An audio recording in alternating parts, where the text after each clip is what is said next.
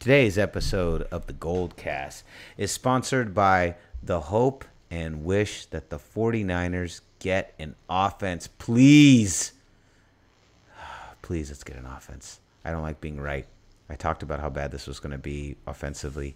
I don't like being right, not in this situation. Most of the time I love being right, but this is not one of them. Raymond, before we begin the podcast, why don't you let them know where they can find us? You can like us on Facebook.com/thegoldcast. You can also follow us on Twitter at @thegoldcast_. You can also follow us on Instagram at @thegoldcast. You can also subscribe to us via iTunes, YouTube, and Stitcher, all under the same name of The Goldcast. And be sure to subscribe on the latter three. That way you'll get notifications when our shows go live, which at this point we are in full swing of the season, which means every Sunday we will have an episode. We will be recording an episode, and it'll most likely be live to the net either that same night or the following morning. So be sure to subscribe and leave a review and leave comments too, because we love to hear from you guys, and we try to do our best to respond to you guys. Yes, please leave a review. Do you like what you hear? Help us spread the word on the Goldcast by leaving a review on iTunes. By leaving a review, what happens is our little podcast goes up to the top of the search engine. The more reviews that we have. The more reviews, the 5 stars, the better. If it's less than 5 stars, don't even give it to me. Here we go. Another tough loss. There are no moral victories, but it was nice to see the 49ers hang in there in a way they haven't done against Seattle in a long time. So let's get into it. Goldcast, here we go. Week 2, NFL 2017. Let's get busy. San Francisco, are you ready? This is the Goldcast.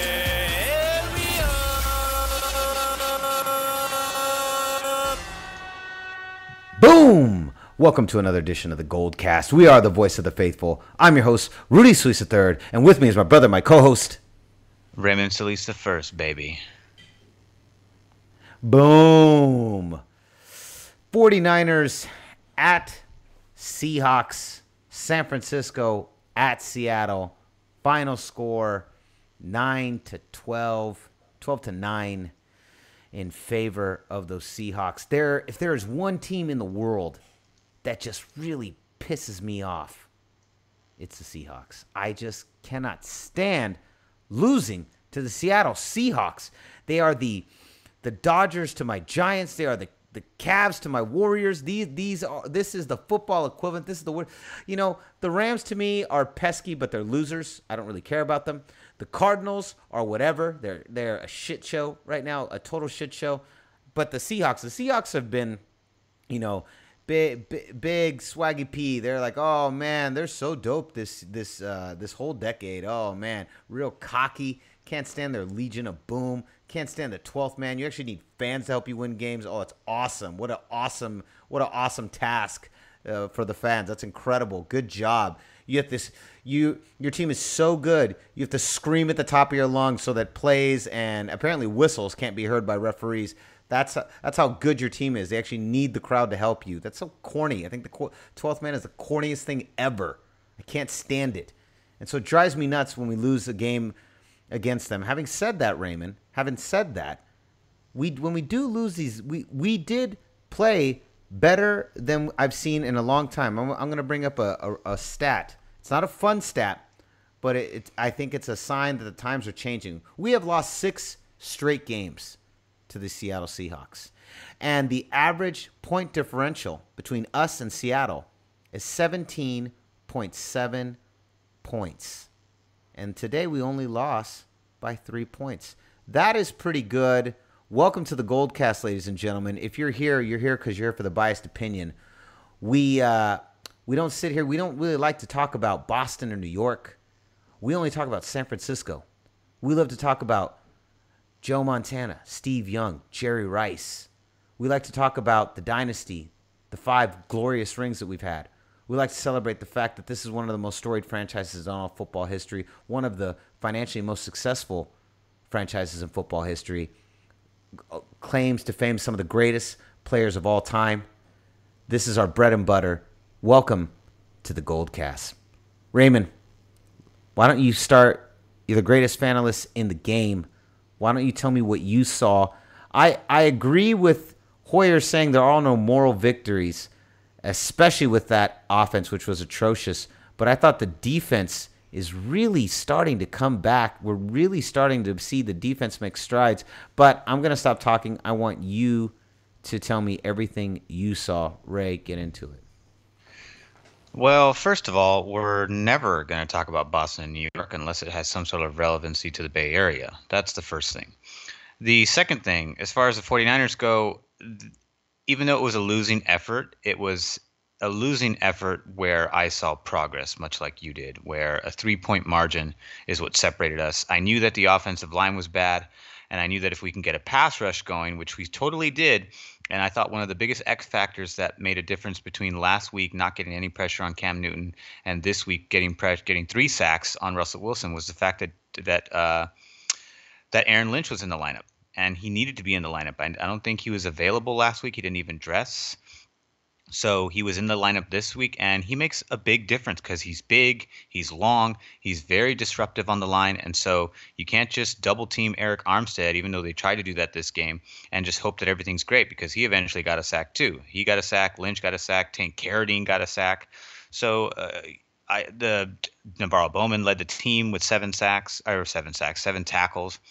So it was a huge, huge effort.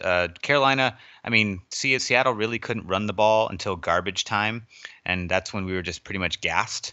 Whereas Carlos Hyde had 2 huge runs, a 61-yarder and a 27-yarder against this team. This team that he actually plays well. He's only one of 4 quarterbacks that it plays well against Seattle that actually has gotten over 100 yards against them. And that's obviously really difficult to do considering how well their front 7 has played the last 5 years.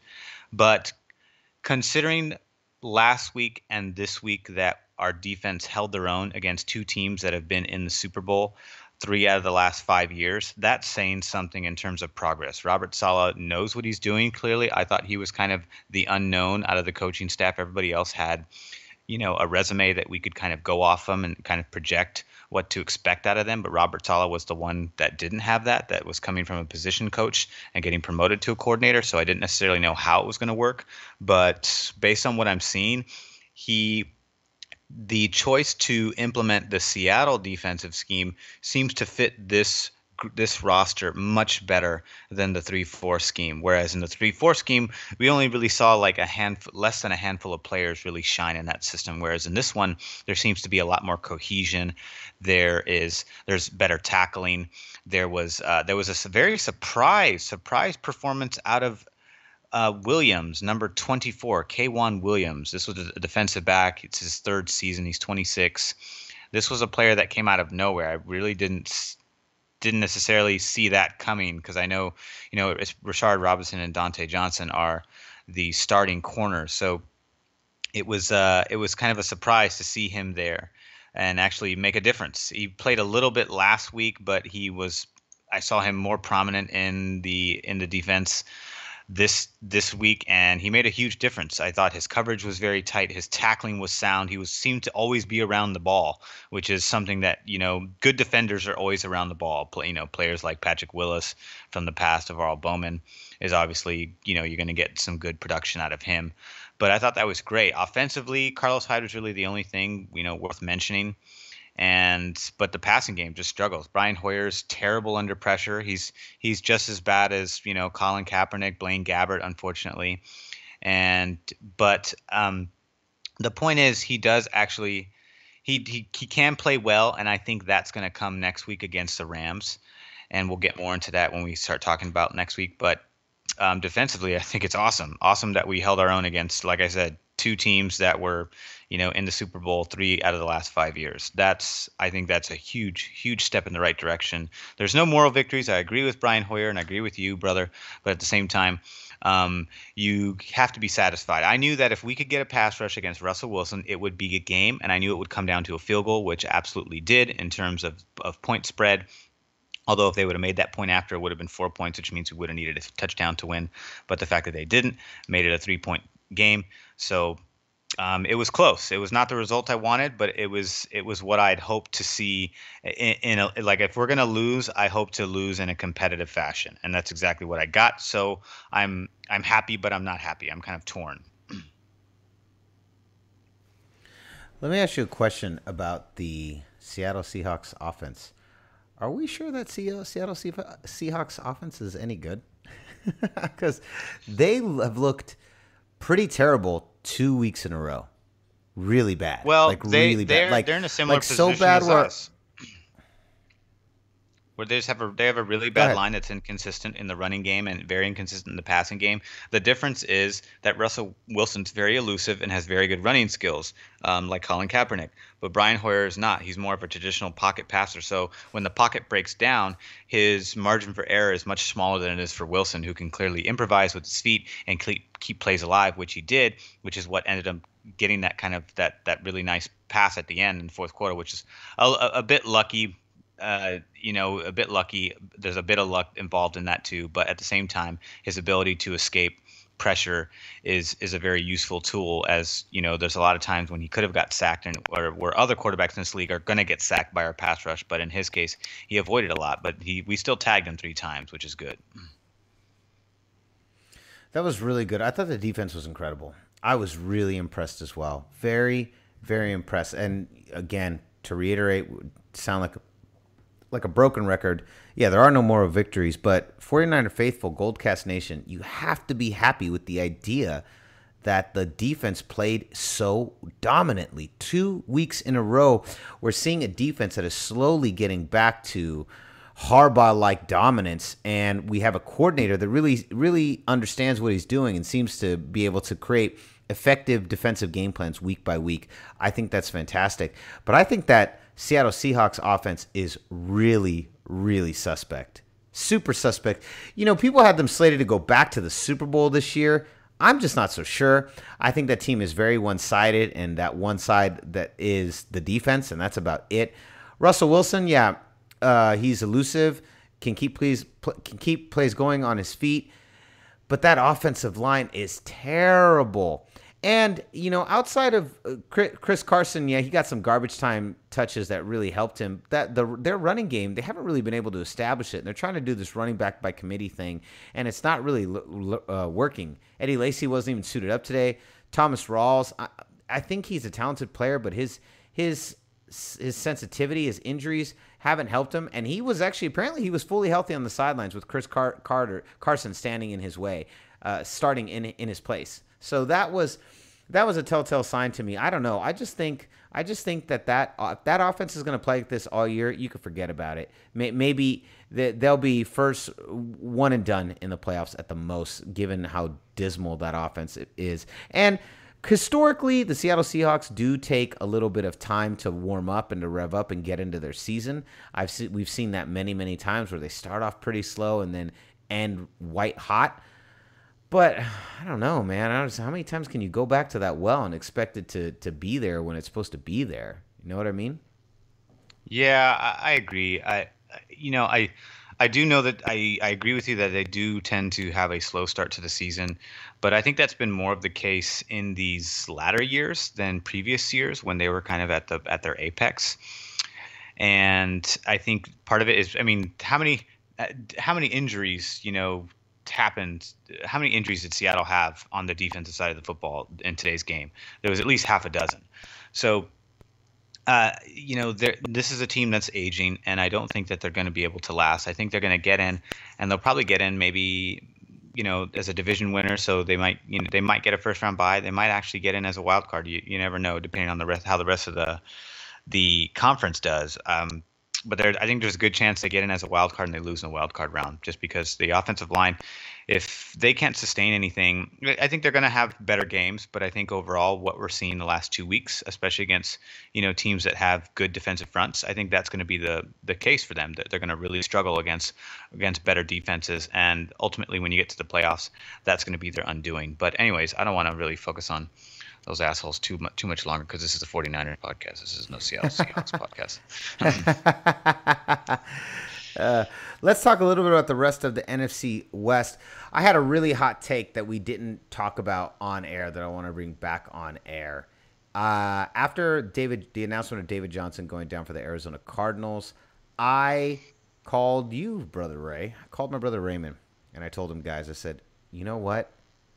I have a really unfun hot take. And he's like, what? And I was like, I'm not so sure if I think the Rams might end up being in second place. I think the Cardinals might end up scrapping it out with us for third and fourth place. David Johnson going down, Carson Palmer looking so bad. Rams looking pretty dominant against a really bad Indianapolis Colts team. Now, here's the thing. I'm not saying that looking dominant against a bad team means that you're good. I'm just saying that when you're playing a bad team, you should look really good if you're good. If you're playing a bad team and you're struggling, then maybe you're not that good. But the Rams took care of business the way a team that is supposed to be on the uptick is supposed to take care of that team. They absolutely dominated them.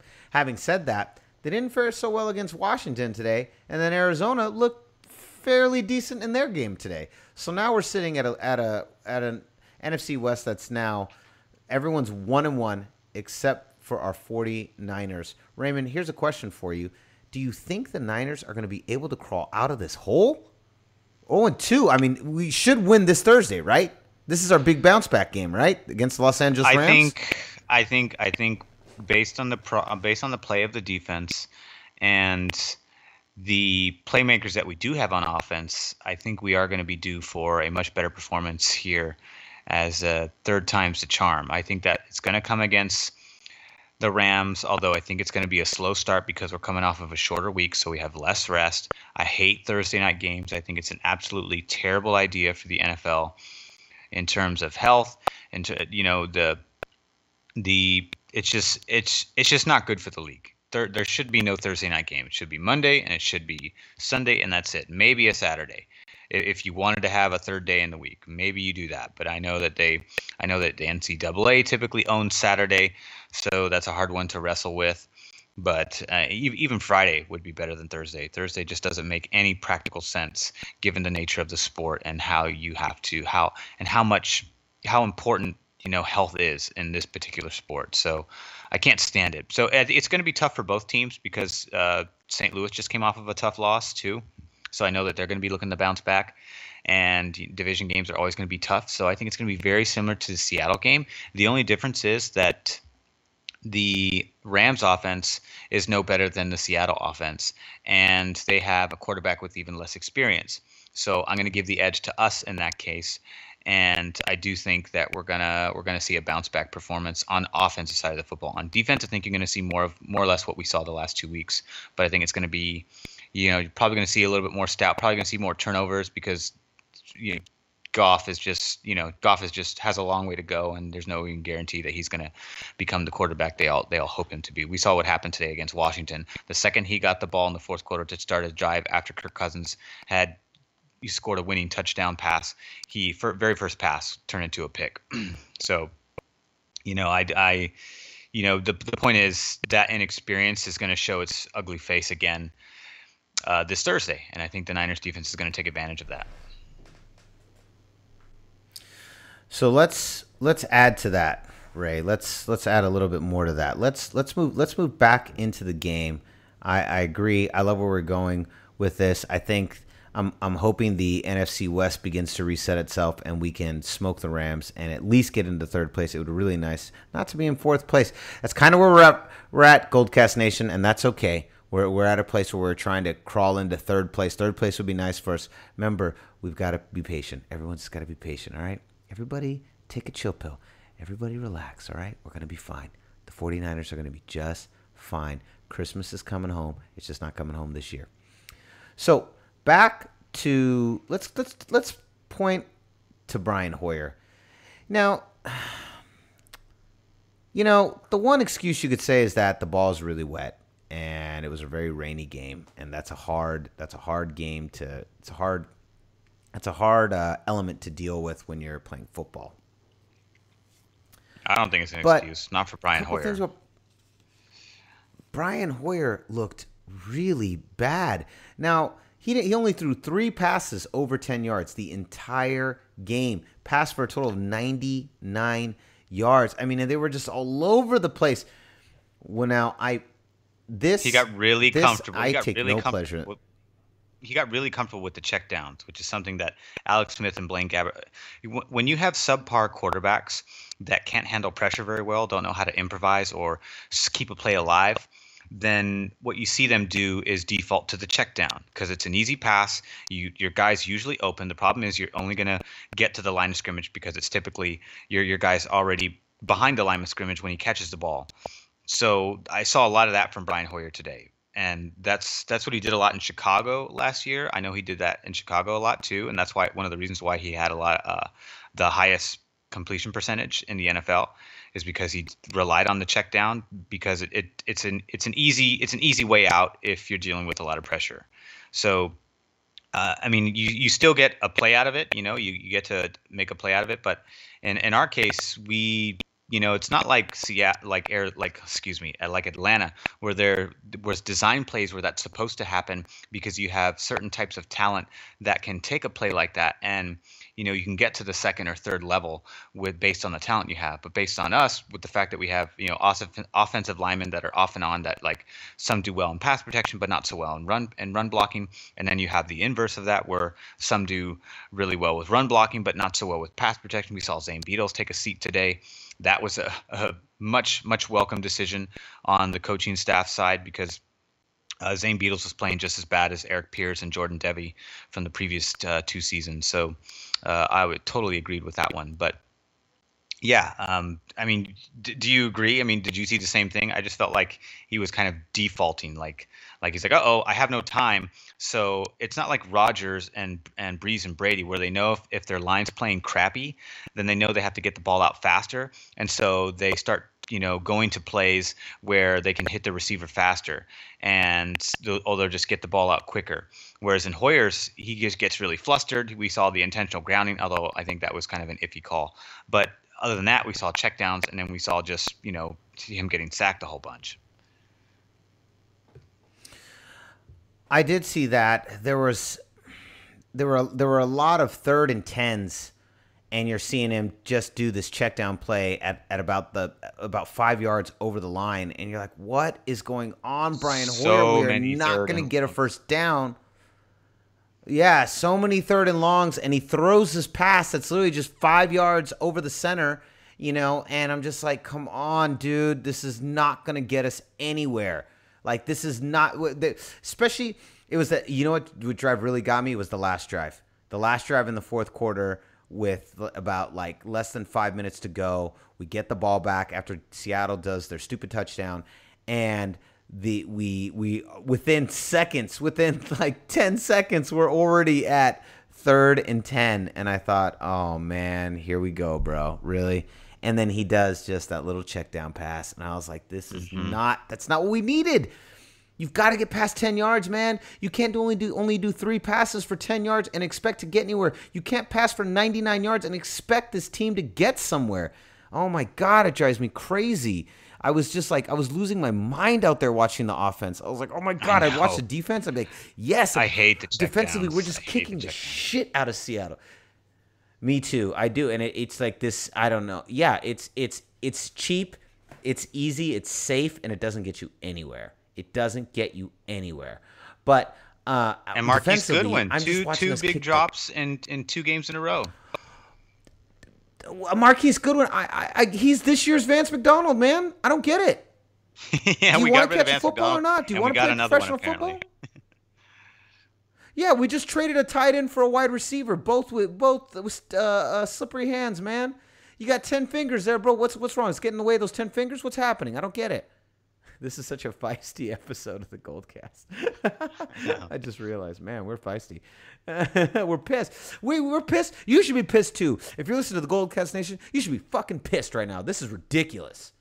Just offensively. Defensively, you should be happy. This is great. So, no, but I'm serious, man. It's ridiculous. And what we're seeing out of Brian Hoyer. Okay. Going back to the beginning of the season, I was adamantly against the signing of Brian Hoyer. I understand now. I already can hear on the message boards, like on Facebook or on Twitter. I can already hear people going, "Well, we didn't really have much of a choice, and blah blah blah, and what else were we supposed to do? And Cap didn't want to resign, and we didn't want to resign Cap." I get all that, and I don't have an issue with any of that. It's just I knew our hands were tied. And I was adamantly, vehemently against signing a Brian Hoyer, but we needed someone that, quote unquote, understood Shanahan's system, quote unquote. But he's just not very good, And I appreciate the guy's wherewithal. I appreciate his ability to continue to maintain a job at the hardest position in all sports in a league that many other quarterbacks, Kaepernick, for example, who are way better than at least better than Hoyer, don't even have a job. I appreciate his wherewithal and his ability to maintain employment in the National Football League, but fuck, man, I just don't want him on my team, And I hate being right. This is not one of those things where I'm like, I was right, I told you guys. No, this really sucks. This really sucks to be right. I don't want to be right about the fact that Brian Hoyer sucks so bad, but he just sucks. That's just his passes are just all over the place, up, down. How many passes did you see today that were behind the receiver? How many times is he going to go throw behind the receiver towards the cornerback of the Seattle? Does he understand that the cornerback of Seattle is not on the 49ers offense? Does he understand that? I don't know if he does. Your turn, Ray. I'm done ranting. I think you said all that needs to be said at this point. But but like I said, I think this next week coming up is a bounce back performance. Hoyer knows that. Hoyer knows he has a short leash, so if he wants to have a job next season, then he's going to have to do a really good job, whether that's staying with us as a backup or something like that. Because like I said, I think CJ Beathard, we're going to see him this season. He's going to get out there. He's going to get his feet wet this season. And I don't know whether it's going to be because of Hoyer's health or because Hoyer continues to play the way he's playing. It might be both. Who knows? Who knows? So, Raymond, let's go into our final segment of the evening. It's all about that money, baby. So, let's talk about this, Raymond. That cream, that cabbage. Oh, yeah. So, here we go. Los Angeles Rams at San Francisco. They're in our house. What do you think? Who's favored and by how many points? Let me ask you. I think statistically speaking, the LA Rams are favored because they've won a game and they've put up more points. So at this point, I'd say they're probably favored anywhere between 3 and 7 points. Man, Ray, pretty good. It is the Los Angeles Rams are favored at home, in our stadium, in the home of the faithful. They're 3-point favorites. Now, here's the question, Raymond. We kind of already got the answer, but Raymond, if you're a betting man for this Thursday, short week, those stupid Los Angeles Rams coming to our beautiful home of the San Francisco 49ers, do you take that bet? Absolutely not. This is a bounce-back performance for our team, so I think that's what's going to happen. And you're going to favor the Niners. I'd say we win by a touchdown. We're still better than the Rams, right? Gotta be still better than the Rams. Still a great thing. I love it. Still great to be better. I believe you, Raymond. I believe you. I believe the 49ers are going to bounce back. They're at home. Perfect time to defeat the Rams and finally get a win for Kyle Shanahan. We need to win bad. God, that hurts so bad. We were so close. We were so close today. We were so close. Closer than we've ever been. We were pretty close on that last game last year. I thought we were pretty close in that game, but this game I could taste it. I could see the victory on the horizon. Yeah. It has been so long. Yeah, right? So for those of you 49er faithful who are new this year to the Goldcast, Raymond does an excellent recap every time we win a game, and he used to do them a lot because we used to win a lot when we were on the Goldcast. But this year, we haven't won in quite some time. So I look forward to a kick-ass recap from you, Raymond, and I want it to come after Thursday's game. Any final thoughts, Ray? Not at this point. Just look for Hoyer to play better. I think the defense is going to play better. I expect to see a lot more turnovers induced by our players this time around. So look for that, and it'll be nice to get a W. I'm expecting a W. So I'm expecting a W too, 100%. Yeah, I think that's probably all I really have to say. I'm expecting a W. I expect it. I want it to happen. I hope it happens. 49ers faithful deserve it. The Goldcast Nation deserves it. And I think that's about it. Raymond, before we leave, why don't you tell them where they can find you? You can find me on Twitter at Ray Solis, as well as Instagram at RaySolis1. Boom. You can find me on Twitter and Instagram at Rudy Solis 3rd, Rudy Solis 3RD. So concludes another edition of the Goldcast. We are the voice of the faithful. I'm your host, Rudy Solis III, and with me is my brother, my co-host, Raymond Solis the first, baby. Boom! We'll see you next time. Same Goldcast time, same Goldcast channel. This is the Goldcast.